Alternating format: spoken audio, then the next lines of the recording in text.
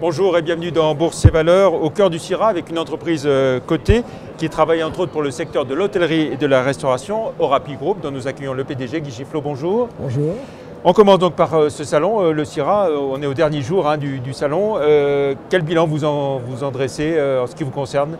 C'est un excellent CIRA, c'est une excellente expérience pour nous. Nous avons interviewé plus de 80 chefs sur le salon.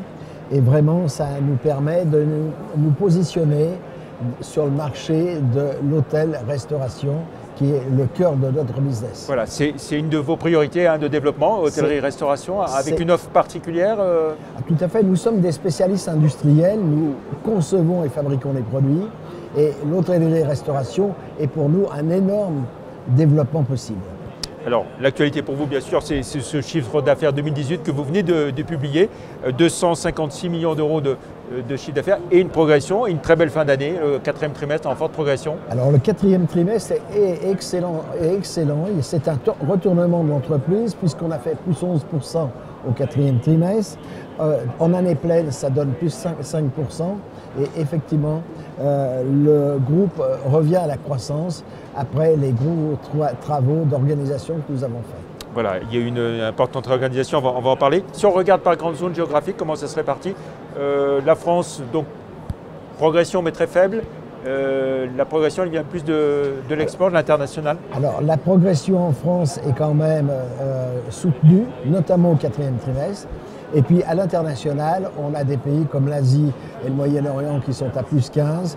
On a l'Europe du Sud qui est à plus 11. Et effectivement, on a des bonnes progressions, mis à part le seul petit problème que nous avons, c'est sur l'Amérique où on est à moins 2. Voilà. Si on essaye de voir maintenant où est-ce que vous en êtes de vos réorganisations, vous l'avez évoqué d'un mot, vous avez beaucoup grandi ces dernières années, fait beaucoup d'acquisitions. Et puis aujourd'hui, donc l'hygiène professionnelle, c'est 80% de notre activité. Alors l'hygiène professionnelle, effectivement, ça devient 80% de notre activité. Ce n'est pas encore 80% de nos résultats, mais on y travaille. Notamment, on a fait une usine toute nouvelle qu'on a mis pour démarrer, qui en met plus d'1 an, puisqu'elle commence à démarrer maintenant. Et nous nous apercevons que cette usine est un excellent investissement. C'est plus de 8 millions d'euros que nous avons mis sur la table. Donc à Saint-Vulbas, là où se trouve votre siège. Et nous avons, avec cette usine, une possibilité énorme de production, puisque nous sommes actuellement à 30% de ses capacités et nous pensons monter rapidement à 40 et 50%. Alors il faut le dire, c'est une usine 4.0. C'est une usine complètement automatique. L'entreprise du futur. Exactement, c'est une usine qui va nous permettre d'améliorer nos productivités, d'améliorer nos capacités de fabrication, d'améliorer les souplesses dans nos techniques de fabrication. Et pour nous, c'est quelque chose de très important pour l'avenir. Voilà. Et puis ce qu'il faut dire aussi, c'est que la stratégie d'Orapi, c'est d'être complètement intégré. Vous concevez vos produits, vous les fabriquez et vous les distribuez. Orapi est une organisation qui est complète de la conception. Nous avons un laboratoire de recherche et développement, la fabrication, cette usine de production qui est maintenant ultra performante, et puis une organisation mondiale de distribution. On a plus de 450 vendeurs dans le monde, dont à peu près 300 en France. Voilà. Et puis alors on a parlé bien sûr de l'hôtellerie et de la restauration, mais il y a aussi plein d'autres secteurs pour lesquels vous travaillez. L'aviation aussi, l'aérien. Bien entendu, on a 2 secteurs privilégiés. Le transport, on nettoie les trains, les avions intérieurs-extérieurs, les autocars et les voitures. Et puis l'industrie où nous sommes très performants avec des produits de process spéciaux. Le loisir où nous sommes dans l'Horeca, mais on est dans les campings, dans les fitness également. La santé, où nous avons des gammes que nous développons.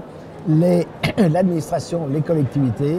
Et puis les entreprises de propreté, où nous sommes un des leaders en France. Voilà. Côté résultat, il est encore un peu trop tôt pour en parler. Est-ce qu'on peut donner une indication quand même Il est un peu trop tôt, le résultat opérationnel sera bon, mais le résultat est perturbé par des charges exceptionnelles de restructuration que nous avons. Comment se présente l'année 2019, l'exercice qui a démarré il y a un mois déjà? Écoutez, je peux dire que sur le premier mois, le mois de janvier, on est à 103% de notre budget. Donc on est dans les termes de ce qu'on pensait. Voilà, et puis on va, pour finir, jeter un œil à votre parcours en bourse. Vous êtes à 6,32 € au moment où on enregistre cette émission. Le plus haut cette année, ça a été 6,50 €, le plus bas 5,06 €. depuis le 1er janvier, une progression de votre cours. Oui, L'année antérieure avait été plus difficile, bien sûr, hein, avec écoutez, un repli d'une quarantaine de pourcents. on a mis 3 ans pour assembler un pôle. On a fait 35 acquisitions. Ça a été difficile et compliqué. Il y a des cultures différentes d'entreprises que nous avons été obligés d'harmoniser. Mais je crois que maintenant, nous sortons du bout du tunnel et on est dans la conquête d'autres marchés. Très bien. Merci beaucoup, Guy Chiflot. Le Merci résultat, de ça m'avoir sera accueilli. au mois de mars? C'est au fin mars. Fin mars. Merci beaucoup, Guy Merci. Chiflot. On se retrouve le week-end prochain pour un autre Bourse et Valeurs. Merci, au revoir.